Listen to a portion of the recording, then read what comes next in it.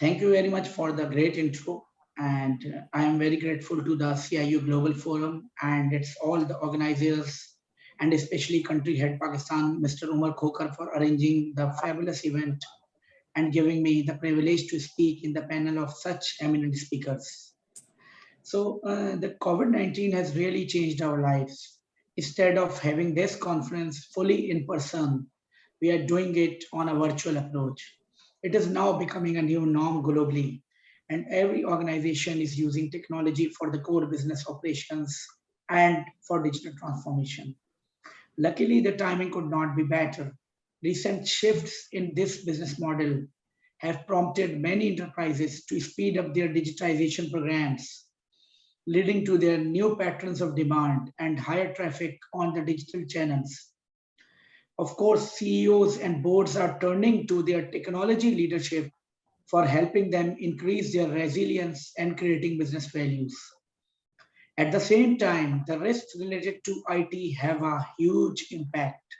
When a key IT project fails, it often means a huge and sometimes devastating setback for an organization, for an stakeholder, especially its customers. And we know that in now the post-pandemic IT is easily the biggest expense in an organization. And therefore need of the technology governance is much more evident now. On the other hand, IT leaders now have the vital role to safeguard organizations' pandemic containment measures. So based on my this preamble, keeping in mind, I would now request my each fellow panelist member to take 3 to 4 minutes in expressing your views regarding the total evolution of the technology leadership from pre and post pandemic in terms of its value, its governance, its risk management, and what will be the post pandemic challenges may face today being technology leader of your organization. So I would request my first question to answer from Mr. Faisal and then from Shakeel Saab and then Muzammil. Please go ahead, Faisal. Thank you very much, Qadir, and thank you very much, the CIO Forum, for giving us this opportunity to speak at this August forum. It happened to be that a very touching and an interesting topic has been picked, and thank you, Qadir, for putting that question across. I think large-scale transformation journeys were put on a fast-track rails because post-pandemic. It does not mean that there wasn't any transformational journeys earlier on or a digital embarkment, but there was a digital embarkment. However, with the first wave of the COVID, when it came in as a pandemic, and there was a huge influx and movement from the physical channels to digital channels because of the various reasons that the companies had to go through due to either shutdowns or lockdowns or smart lockdowns.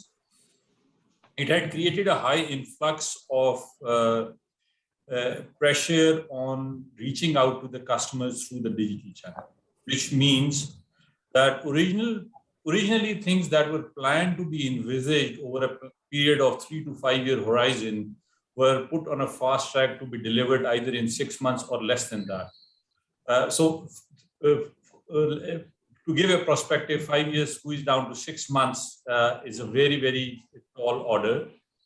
And when you are pushed hard against time, the governance aspect is the key vital role that it plays in. Because I come from an FSI sector, it is very, very important that we also embark upon a journey and ensure to our customers that a safe and a secure banking environment is being extended. So while on one side we had a huge influx on offering digital solutions of honoring our commitments to our customers, at the same time there was a huge influx to make sure that a better governance structure, better risk modeling, and to reevaluate a security posture of every company had to be taken through a very rigorous cycle. The landscape changed because with the digital emergence, so came the risk of the cyber risk that evolved through that. So we had to cover a lot of landscape, not only one side. It was easier said than done that, okay, what is the big deal let's give everybody work from home. It's easier said than done, but there is a lot of governance that needs to be going in. Second part that came out is if we see the landscape, a lot of IT projects have dependencies on foreign vendors in our ecosystem. And due to travel restrictions, they could not travel.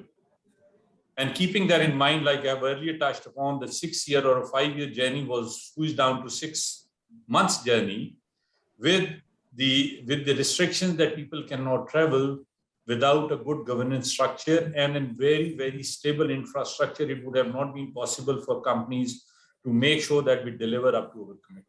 So that came one part. Then the other equilibrium that needs to be established, that what is a value driver? Because you can't just throw money out of things and make sure that things start to deliver. That is the other aspect.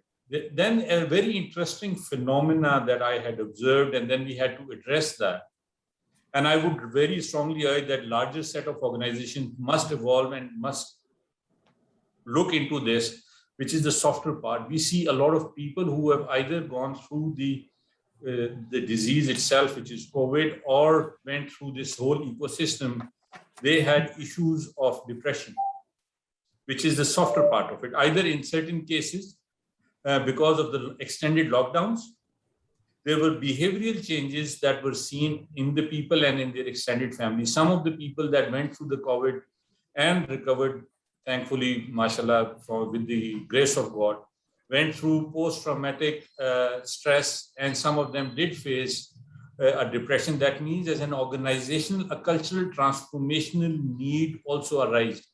So if you look at it, the point that I'm making is that we had to fast-track technology transformation. We had to embark upon the digital journey much faster. The 3-year plan was to squeeze down in 6 months. We had to reevaluate the security posture. And then as an organization, I would very strongly urge that you have to look back into the organizational culture as well, that how it is impacting your people. Because of some of the people, or rather as a society, we need to see if people have amicable, reasonable work environment from there they can operate when they are at home. So that's one part of it. Now let's put fast forward, otherwise I can be here for the rest of the evening. So let's fast forward the discussion to post-pandemic, how we're seeing, because as we see, the vaccine is getting, and I do strongly advocate people, those who are not vaccinated, to get vaccinated. We see that there is a level of control on the disease, or I should rather use a phrase, infection. And we see that countries are coming out of it, and we see a bit more open culture where people can interact more often. So as an organization, what is it that we need to see? So we need to see that COVID has made us learn how to be efficient. So we need to leverage on that efficiency. We can't let go of that efficiency. We need to see that how the workforce can deliver much smarter, because we have seen that during the pandemic, it's been a smart delivery ecosystem that has been delivered. Another important thing, a myth that got broken, and I always used to debate about that we had management ecosystems, and I'm talking about the larger ecosystem, not specific to one organization, out of sight, out of mind ecosystem. That myth has been broken now. We've seen that people did work from home. People did work, those who got stranded into different countries or geographies were able to deliver effectively and efficiently those projects. So we need to capitalize on that. A very important aspect that pandemic made us learn also is the limits to which a BCP of an organization could be thoroughly tested. So we've been making plans that what if this building is inserviceable, if that city is not serviceable, if we have a lockdown, if we had a road broken down, if we had this thing done. But I don't think that I know of a person who would have envisaged such a scenario where not one city, not one country, but the whole ecosystem, the whole world gets stranded into a geographical boundaries because to control the disease. That has stretched the BCP testing mechanism to its limit. It has opened up venues. It has made the organization test their survivability to a larger extent. And post-pandemic, I think the lesson learned should be further inculcated into the culture to make sure that we can deliver a sustainable, long-term organizational frameworks or ecosystem to the larger group. Another thing that I have seen, which was done very next effective. Question. Yeah. I think Shakeel Saab can add value in this discussion as well. Shakeel Saab. Yeah, okay. Thank you. I totally agree with Faisal. Now the pandemic has really changed the way the businesses were operational. So as the IT, the role of IT has also been changed. IT is no longer a supply closet role, but now is in a business partnership. IT is basically really helping the businesses to bridge the gap between the businesses and its customers. The COVID-19 pandemic has accelerated the digital transformation at more than 50%. So more and more organizations are in the process of digital transformation. Their digital channels have overtaken physical platforms as our primary communication, collaboration, and transactional platforms. IT is taking center of stage. Almost every aspect of the organization, from management to marketing, now relies on the digital processes. Now, I believe the new normal would be far more tech-driven in years to come. I'm representing one of the largest retail chain organization of at least the Southeast Asia in the public sector. If I talk specifically in the public sector, perhaps it would be the largest retail chain organization of Southeast Asia. We are operating more than 4,500 outlets across the country. We are everywhere. If I just give you a brief background of my organization, Utility Store Corporation was operating. It was established 50 years ago with 20 outlets across the country. Now we are operating, passing through various stages of expansion. Now we are operating more than 4,500 outlets across the country. And you would be surprised to see that all of its business processes were handled manually. I'm just talking the pre-pandemic scenario.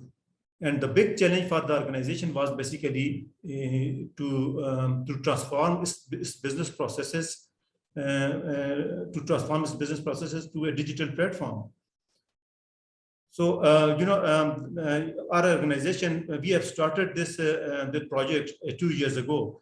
The government has taken this initiative that the company should basically transform its business processes to a digital platform. So what we started, basically, we started building not only the infrastructure, basically, but we started transforming all the business processes from the supply chain, the retail, and the financials into an integrated ERP system. So this was basically just giving you a brief background of about my organization, what we have been doing in this the pre-pandemic scenario, and for the post-pandemic, I believe that there would be a lot more to do. Like we are planning to start the e-commerce platform. We are trying to build the largest e-commerce platform of the country. This is basically in the next few months to come. So basically, the pandemic has really changed basically the organizations, the way they were doing their businesses. Now the people, basically the customers, they have more demands. They have different, to complete their requirement, to fulfill their requirements, you have to basically come up with new ideas and new solutions so that you can serve your customers better. This was some idea. So it's over to you, Abdul Qadir. Thank you, dear Muzzamil Saab. Please add the value in the discussion and give your insights, please. Thank you so much. I think the both participants and Mr. Abdul Qadir had given a very good idea what's going on. I just would like to add up some of the things into this. That's every threat brings a new opportunity to the market and to the world. This happened to my organization as well. We are doing the business of around, we have completed $1 billion business in 2020. We closed 2020 with $1 billion business in Pakistan. We become third largest organization and the third largest taxpayer for the Pakistan. So we got around more than 35% increment only in the year of 2020 as compared to 2019. This is the opportunities had been developed due to the pandemic situation across the globe as well as in our country.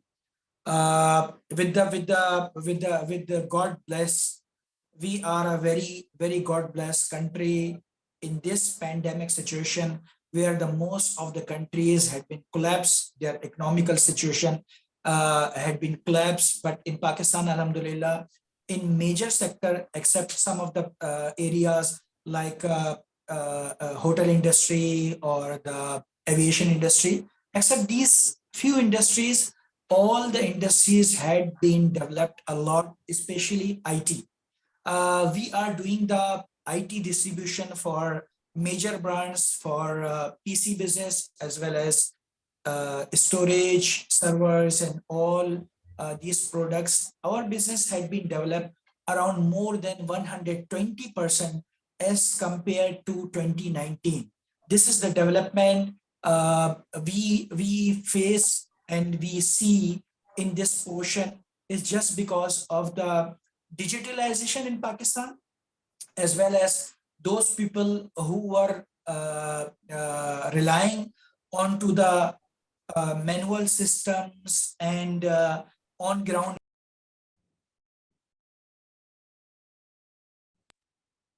change, and they develop themselves for the online and to connect all the things through the servers, digitalization. So I think this pandemic has grown up a lot. If you talk about the digitalization and technology wise, Pakistan developed a lot. Not only this, but I think the things that are coming to Pakistan in 2020, alhamdulillah, Pakistan is one of the country that lot of foreign investment in IT sector comes to Pakistan in our company, as well as a lot of other companies like Systems International, like NetSol and the other companies. They had got a lot of foreign investment for the IT development in Pakistan. So I think this pandemic not only brought a horror films things and the lot of painful things, but it also bring a lot of opportunities in our country and our sector especially.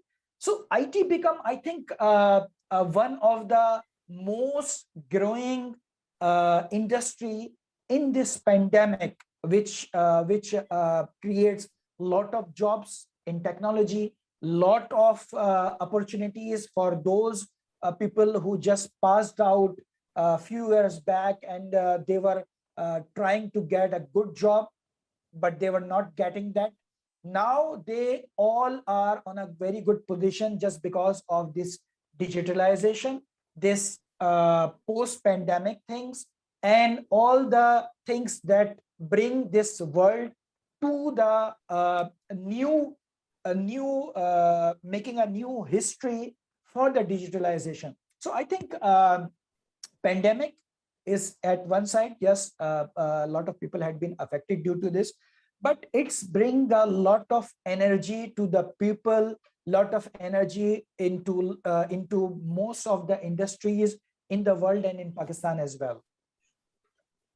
That's great. That's great. I think my first question was drastically explained and excellently explained by every panelist. So I'm going towards more in-depth questions regarding the technology and then technology implementation from pre-pandemic to post-pandemic then. So my first question for the financial sector representative, that in this financial sector, digital transformation projects provoked a mix of urgency and paralysis. Leaders, every leader know that they need to move quickly to transform the business around the cloud, around big data analytics, around robotics process automation, artificial intelligence, machine learning. But they also fear of being failed. And we know that according to the recent study which has been held for 2020 and published on 2021 January or February, 2/3 of the digital transformation projects are failed due to the complexity and not making good timely decisions during this pandemic situation. So my question to Faisal Anwar for as being you are a technology leader of one of the largest bank of Pakistan. So how can you ensure the success of digital transformation projects post-pandemic? And also please advise whether Pakistani organizations are moving towards data-driven and emerging tech transformation-based organizations? Please. So thank you, Qadir. I think it's a very elaborated question, and I will try to be precise because it covers a lot of canvas. First part of your question, the importance of being a data-driven organization, there are no two questions about it.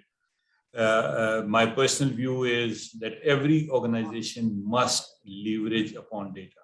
The key to success for a new business model is data, and data can do wonders for an organization subject to that it is being seen and evaluated in the right order. We have embarked upon a big time data-driven organization. Touch wood, I think we've done decently very well. We have adopted AI and ML models, and a decent number of use cases have gone live. We have seen the fruits reaping results very early in time because of that outcome. So I would very, very strongly urge for organizations to very strongly follow the data-driven organization. It sets the stone right for a digital transformation. So any organization, in my humble opinion, that would like to embark upon a digital transformation journey, the setting stone should be data, not anything else. All other things could be a means to an end because that is your touch point to your customer. So if you have your statistics and your data well done and your models which can predict well, that is the key to success. I see that the organizations, broadly speaking, in Pakistan are heading into the right direction as far as the data is concerned. So, Qadir, can you repeat your second part of your question because that was very interesting. Sorry, you're on mute, Qadir. I was referring to your because for these all the emerging tech implementations, 2/3 of the digital transformation projects were failed due to the complexity and not making timely decisions. So I was referring to that factor. Okay, so that's a very interesting stats, and rightly so. Why do they fail? Number one, when we are embarking upon a digital transformation journey, we make it super complicated because we want to reach to the moon day zero. And that leads to a complete chaos all over the place. Second part is that transformational journeys are, that is a journey where you need to partner with your business. It should not be a tech loan-led journey. And I'll give you an example because Qadir very rightly touched upon the RPA's kind of a journey. And I very strongly say that if on a standalone basis, you run an organization think that I can deploy an RP and get things done. So rest assured that the only thing that will get achieved is a process that will get automated, and a junk that you were producing much slower, you will end up producing junk much faster. What needs to be done, and this is where the RPAs would fail because you don't want junk. So what is far important is to simplify, number one, to simplify the process. Number two, to have a right set of people as part of a transformation journey who understands your business. So that means your transformation journey needs to be well aligned with the North Star of the organization. Number three is break it down to smaller pieces so that you can see the success factor very, very quickly. Number four, we need to have a sustainable frameworks around it. So adoption of technology is one part of it. So likes of an RPA, and I was talking about it in another forum, adoption in RPA without a framework is not going to lead you to the end state that an organization is looking forward to. So it is very, very important that while you're adopting an RPA framework, you also have a framework which well aligns and gels in with your end state North Star of an organization. With this also brings in associated risks. So while you are adopting those digital transformation journeys, the organization must review the associated risks associated with that. Either work around those risks, mitigate those risks, or as an organization, one could say that, okay, they are well within the control range and we are going to accept them as the new BAU. But those should be the well-informed decisions, not be the byproducts of an adoption of a digital transformation journey. If you can crack the net around all of that, I would say that the transformation journeys can be very smooth, they can be scalable, and it is very important where people do go have a problem. You don't digitize a department, you digitize an organization.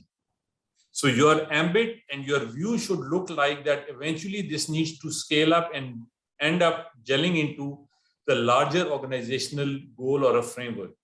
And if you can solve all those questions, the adoption of technology gets very, very easy. You end up overtaking the associated risk, and the success factor of that transformation journey gets very, very easy. Last but not the least, like I said earlier, for the sake of repeating myself, the founding stone is data. Even if you're doing RPA, your data quality score will drive you that what will be an outcome of your intelligent RPA. So you must embrace on data and at the same time work around data governance, because if you have a good quality data in your organization, your founding stone, which is the data-driven organization, will be more accurate. The more accurate is your founding groundwork, the more accurate and painless will be your rest of your journey. Thank you very much. Qadir, back to you. That is very great and excellent point you have developed for us, that don't digitize the department, but digitize the organization. So coming back to the public sector organization representative, that Shakeel bhai, the biggest challenge for your type of organization, public sector organization, is not the technology. It is the people. While technologies are rapidly become a commodity, success largely depends on organizations' digital IQ, especially how well government, their IT ministries, their sponsors, their main stakeholders define and lead the transformation. It is also dependent upon the digital qualification of the public sector employees, like you, like your leaders, your other leaders, your other CXOs, who need to roll out digital process and service. So Shakeel bhai, being representative of the largest retail sector organization of Pakistan, how can you ensure properly skilled workforce will be available to you? And what steps, in your view, the government has taken to systemize and strategize the boom in the technology industry to cater to the fast changing customer needs and this level of market dynamics? Please. Thank you, Qadir. This is a very important question.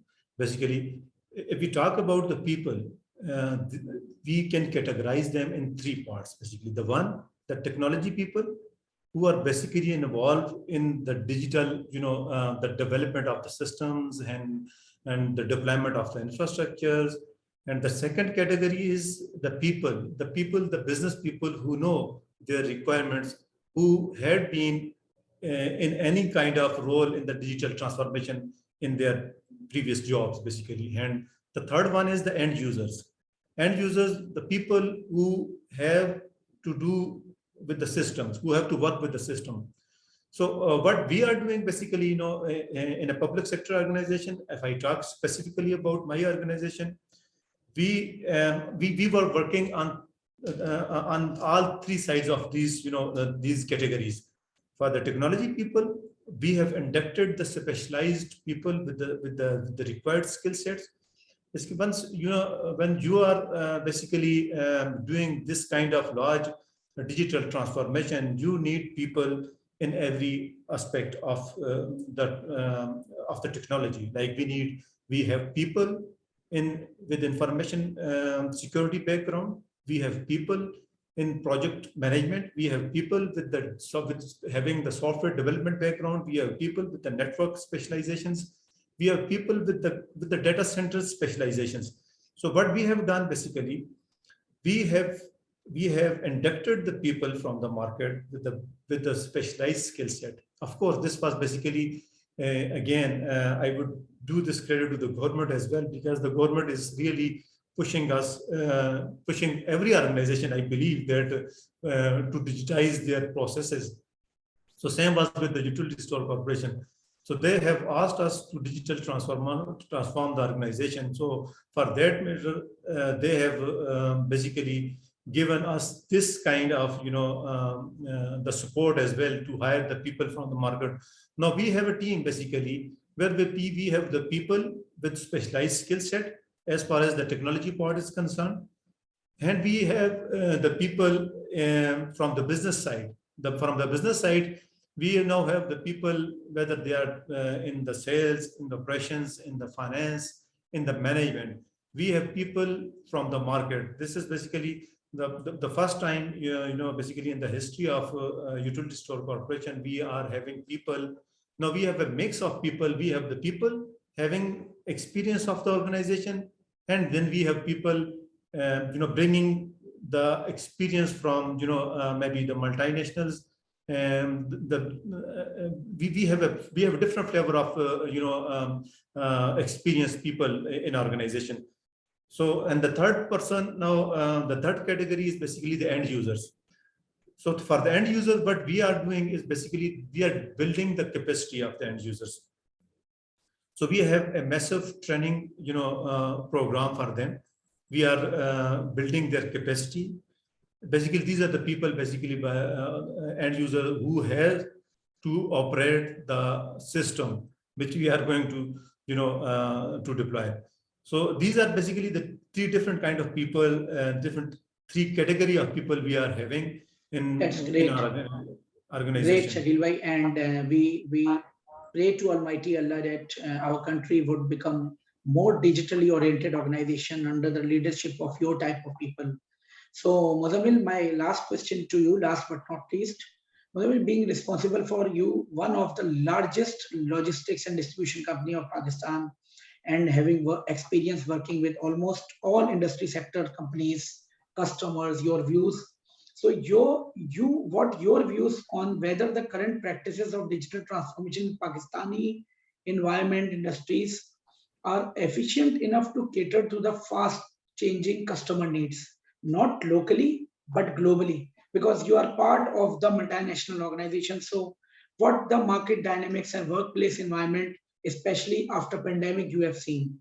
And after this new normal, how effectively and efficiently your relevant industry will use emerging technologies?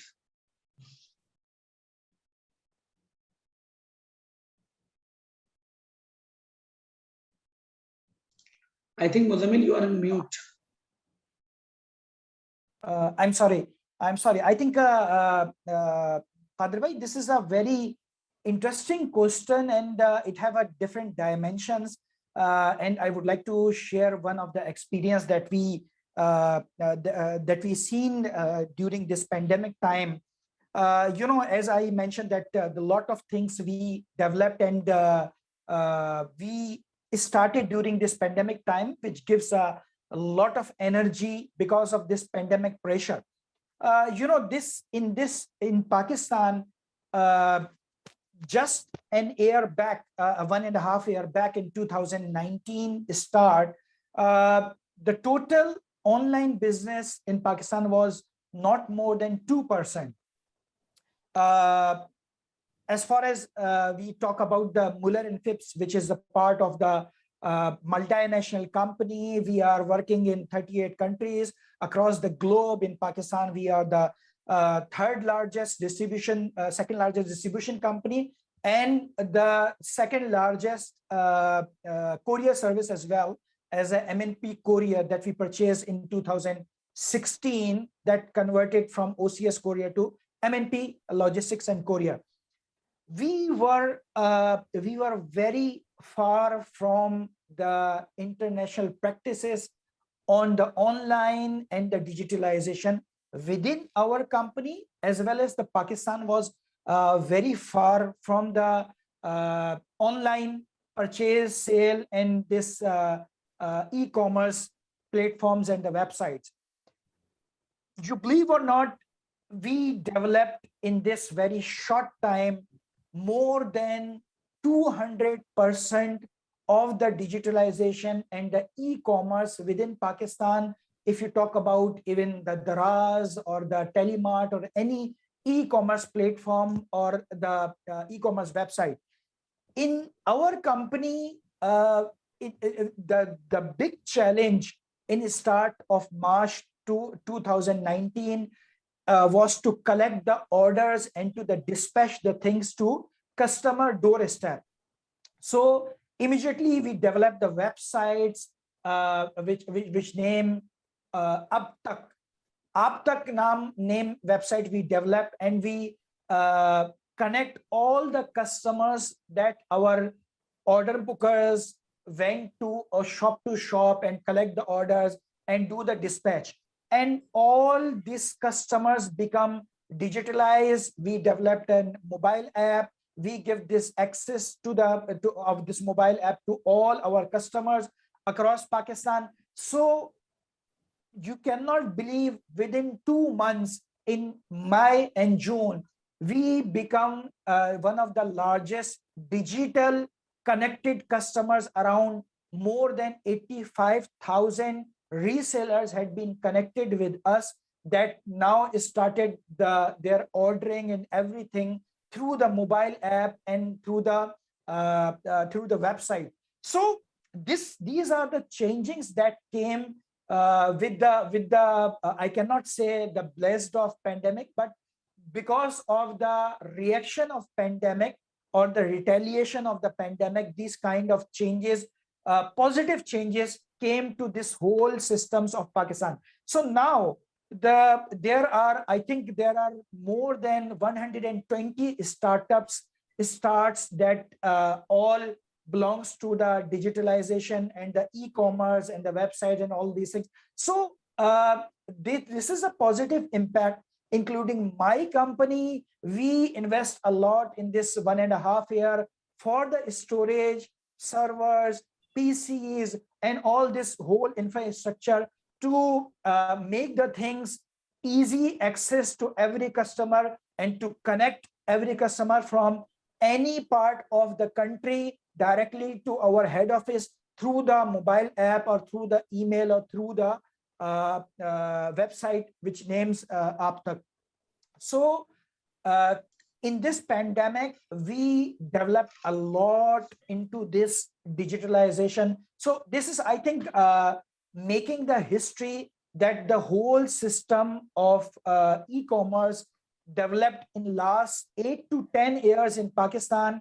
More than 200% of these websites and this traffic had been generated only in 1.5 year of this pandemic. So great example of, I think great example of efficient and effective implementation of the digital transformation based on your facts and figure. So I think due to the scarcity of time, unfortunately, because it's a great topic and very learned professionals are here, so you can talk hours and hours for this topic, but as per the global CIO enforcement, I think I have to close and summing up the unanimous view from our great panelists that if you are reacting to a competitor rather than being the game changer, you have already missed the boat. So my key takeaways for securing long-term digital success could be clear technology governance strategy and its agile implementation. as suggested by obviously Faisal Saab and all. A passionate and committed leadership from stakeholder to every execution that takes ownership. Innovative and flexible culture to actively promote digital driven vision and strategy. And also mainly digitally skilled and security oriented workforce. And obviously, yes, as you said, drive new revenue stream and better engagement with the customer by using all emerging tech, exact good utilization of RPA, good utilization of big data and AI. And last but not the least, Pakistan, our beloved country, needs a vibrant digital ecosystem to strengthen this economy, boost exports, and help provide jobs for more than 2 to 3 million young people who enter the workforce each year. On behalf of all the panelists and all Pakistan, thank you very much, Global CIO Forum. Thank you very much. That's all from our side. Take care. Thank you so much. Thank you, everyone. Thank you.